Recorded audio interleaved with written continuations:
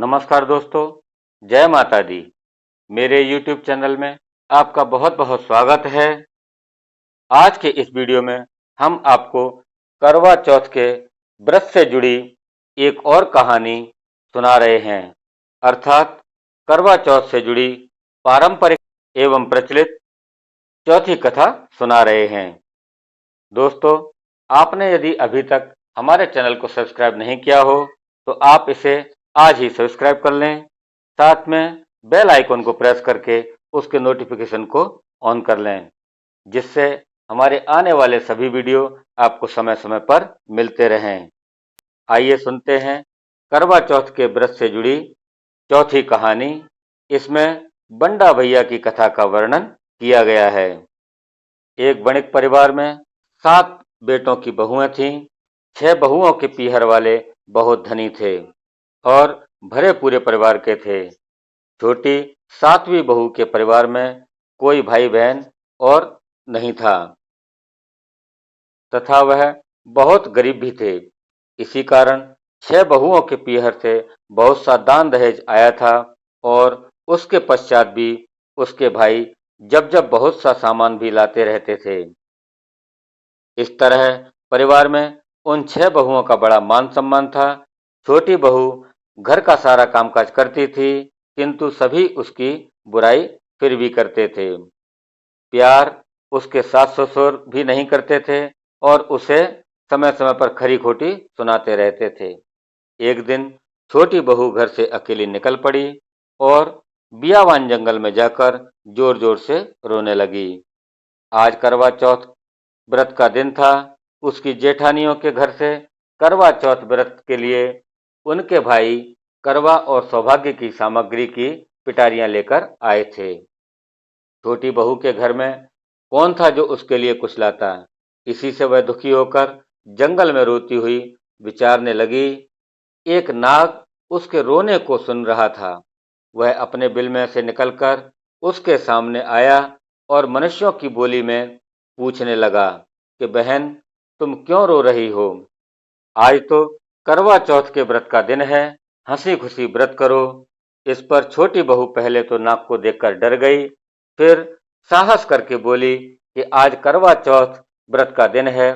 सब बहुओं के भाई आज करवा और बहुत सारा सामान लेकर आए हैं, किंतु मेरे पियर में कोई नहीं है जो मेरे लिए करवा और उसका सामान लेकर आता। काश मेरा भी कोई भाई होता तो मेरे लिए भी करवा लेकर आता। यह सुनकर नाग देवता को दया आई और वह उससे बोला कि बेटी, तुम अपने घर जाओ, शायद तुम्हारा कोई मुंह बोला भाई घर पर करवा लेकर आए। यह सुनकर छोटी बहू घर आकर संतोष से सब कर्मों में लग गई। काम करने के पश्चात कुछ देर के बाद एक मनुष्य आया और छोटी बहू की सास से बोला कि मैं तुम्हारी छोटी बहू का भाई हूँ। उसके बचपन में ही मैं बाहर जाकर रहने लगा था, अब घर आया हूँ, अतः आज करवा चौथ है। मैं उसके लिए करवा और सुहाग की पिटारी तथा कपड़े लाया हूँ। सास ससुर और सभी बहुएं उसके लाए हुए बहुमूल्य सामान को देखकर आंखें फाड़ फाड़ कर देखने लगीं। वाह, इतना सारा सामान और इतना बेश कीमती! छोटी बहू ने प्रसन्न होकर अपने भाई का सत्कार किया और सास ससुर ने भी उसको प्रेम से भोजन आदि कराकर विश्राम करने को कहा। करवा चौथ का व्रत हंसी खुशी हो गया।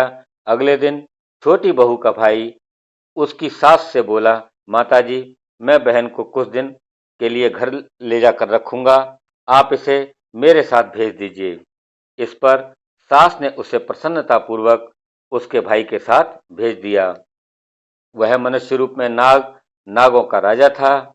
वह उसे ससुराल से अपने महल में लेकर आया और बोला कि बहन, तुम जितने दिन रह सको यहाँ हंसी खुशी रहो, अपनी इच्छा अनुसार खाओ पियो और सारे महल में मर्जी हो वहां पर घूमो, लेकिन यह ध्यान रखना कि सामने वाली नाद का ढक्कन उठाकर कुछ देखना नहीं।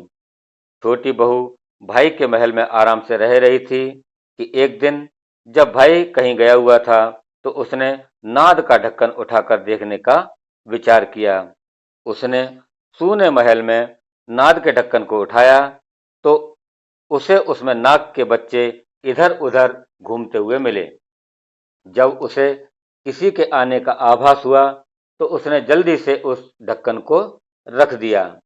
जल्दी जल्दी में ढक्कन रखने से एक नाग के बच्चे की पूंछ पर ढक्कन पड़ गया और वह उससे कट गई। शाम को नाग भैया आया। बहन ने सच बात कहकर अपनी गलती मानते हुए भाई से क्षमा मांगी। नाग भैया ने उसे क्षमा कर दिया। वह पूंछ कटा नाग बंडा बंडा नाम से बड़ा चिढ़ता था। उसने एक दिन नागिन माँ से पूछा कि उसकी पूंछ कैसे कटी। तब जब उसको मालूम हुआ कि उसकी बहन ने नाद का ढक्कन जल्दी में रख दिया था तो उसकी पूंछ कट गई। इस पर वह बंडा बोला कि मैं उससे बदला लूंगा, मैं कुछ नहीं जानता।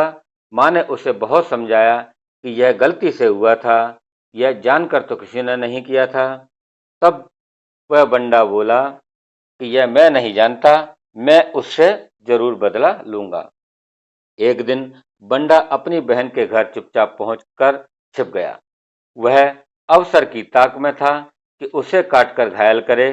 कमरे में जहां बंडा छिपा था और छोटी बहू बैठी थी, वहीं उसकी सास आई और बातों ही बातों में उसने बहू से पूछा कि बहू, तुझे सबसे प्यारा भाई कौन लगता है? बहू ने तुरंत प्रसन्न होकर कहा कि माताजी, मुझे तो बंडा भैया सबसे प्यारा लगता है। बंडा यह बात सुन रहा था तो वह सोचने लगा कि मुझे धिक्कार है जो मैं अपनी बहन को जानबूझकर काटने आया हूँ। वह वहां से चुपचाप लौटने लगा कि तभी उसे याद आया कि कल करवा चौथ का व्रत होने से कल करवा चौथ का व्रत होने वाला है। उसने वहां से लौटकर करवा और अन्य ढेर सारा सामान इकट्ठा किया और अपनी बहन के घर लेकर पहुंच गया। बहन और उसकी सास ने उसका बहुत सारा प्यार से स्वागत सत्कार किया। जब वह अपने घर पहुंचा तो माँ ने पूछा कि क्या तुमने अपनी बहन से बदला ले लिया?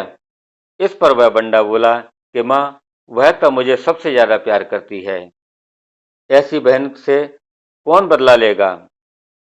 अब तो वह बंडा अपनी बहन के घर हर करवा चौथ पर करवा और अन्य सामान लेकर जाने लगा। सब लोग भाई बहन के प्यार से बहुत खुश थे। हे करवा चौथ माता, तुमने छोटी बहू के जैसे दुख के दिन फेरे, उसी तरह अपने अन्य व्रत करने वाली माता बहनों बहन बेटियों के दुखों को दूर करना और सुहागिनों को उनका सुहाग अक्षय कर उन सबको सब प्रकार से संतान सहित सुख संपत्ति प्रदान करना। बोलो चौथ मैया की जय। तो दोस्तों, यह थी करवा चौथ के व्रत की पारंपरिक एवं प्रचलित चौथी कथा। आपको कैसी लगी हमारी यह कथा? आप हमें कमेंट बॉक्स में जाकर अवश्य लिखें। साथ ही हमारे वीडियो को लाइक करें, शेयर करें और हमारे चैनल को सब्सक्राइब अवश्य करें। धन्यवाद। जय माता दी।